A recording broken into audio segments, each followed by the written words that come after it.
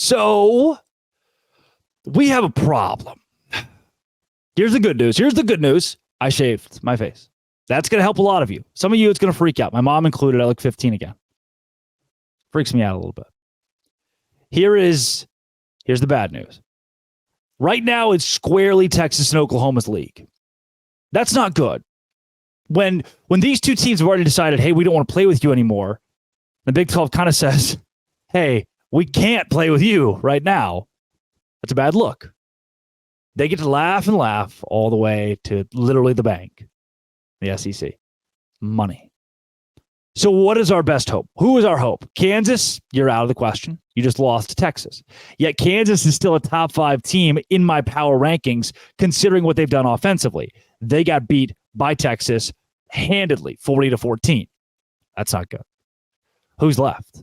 If you look at Texas' schedule the rest of the way, Oklahoma, that's a coin flip. I'll give you a coin flip. We'll say they win that game, they lose that game. Either way, let's keep rolling on. At Houston, that's a win.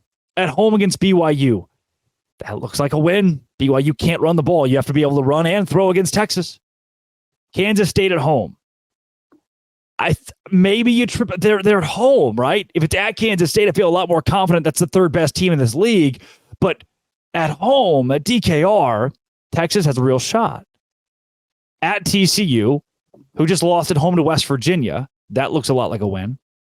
At Iowa State, that's a definite win. At home against Texas Tech, no question. The only games that I could see Texas possibly struggling from this point on, Oklahoma, Kansas State, maybe a road game against TCU. Maybe TCU figures something out and Chandler Morris becomes deadly. And another maybe against BYU at home. Maybe Keaton Slovis rises to the occasion, at least makes things close and covers. But the only coin flip games, true coin flips that I see, would be OU and Kansas State. Coin flip 50-50, meaning Texas can win one and lose the other. We'll say they beat Oklahoma, lose to Kansas State, finish 11-1, they go to Arlington. I keep waiting for them to trip up, for them to lose to somebody, and they keep not doing it. This is a Texas team that is obviously damn good, but they are used to just playing down to their competition and losing to somebody. I'm not seeing a lot of somebodies right now in the schedule. I'm not seeing a lot of somebodies in this league that can put up with the Texas Longhorns. Then there's Oklahoma. They've got Texas, coin flip. Give them a loss there. That would drop Oklahoma to 5-1. UCF at home, win. At Kansas, that's probably a win. At Oklahoma State, guaranteed win. They get to play West Virginia at home. Home game. West Virginia is good. I'd love to give the edge to the Mountaineers. That's probably a win. At BYU, coin flip. TCU at home, 11 a.m. on Fox. That's a win. Looking at the rest of the Oklahoma schedule, give coin flips to maybe BYU on the road, at Kansas and West Virginia.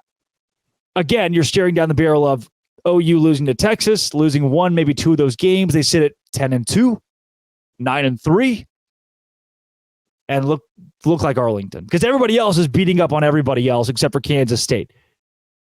And the problem here with Kansas State is you don't get an opportunity to knock off Oklahoma. You don't get that chance. That could be an issue later down the road. Meaning, all of this considered, Texas and OU both with paths that look fairly easy to go to the Big 12 championship and be those two teams in Arlington, which would be nightmarish. The only team that can save us right now is Kansas State. At Oklahoma State, at Texas Tech, and TCU at home, their next 3 games right here in October. All very winnable games, especially as bad as Oklahoma State and Texas Tech have been playing. TCU, that being a home game in Manhattan, and Houston after that, those are wins as well. Kansas State is a real shot to be 7-1 when they go to Texas. They get Baylor at home, Kansas on the road, Iowa State at home. Kansas State, at this point in time, based on everything we've seen in this conference, is the hope. If there is one chance for the Big 12 to try to dethrone Texas, to dethrone Oklahoma, it's Kansas State. Here's a massive issue with what's happening right now. There's not another team.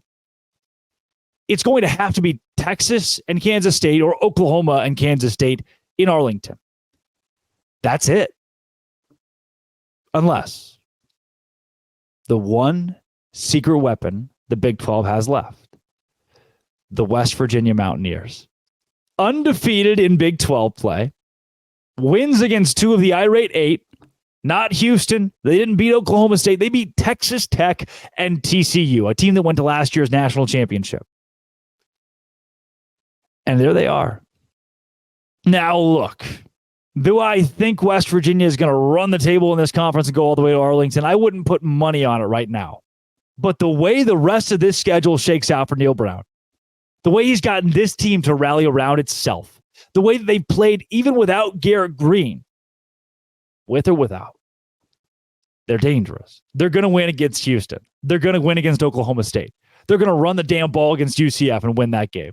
Again, likely a win against BYU. West Virginia has one really tough test left on the schedule. Really tough. There are some hard ones, but a monumentally challenging test left on the schedule. Oklahoma on the road. They avoid Texas. They've already beaten TCU and Texas Tech, two of the toughest games on their schedule, preseason at least. Now, who's tougher than TCU on their schedule remaining? I don't know. If they get BYU at home, BYU's dangerous, but it's a home game. Tough place to play in Morgantown. This schedule leans West Virginia. And at this point, roll Nears. We need you. Dream scenario. Book it. Texas, Oklahoma, no Arlington. Kansas State, West Virginia, the Big 12 championship. This is Locked On Big 12, part of the Locked On Podcast Network, your team every day.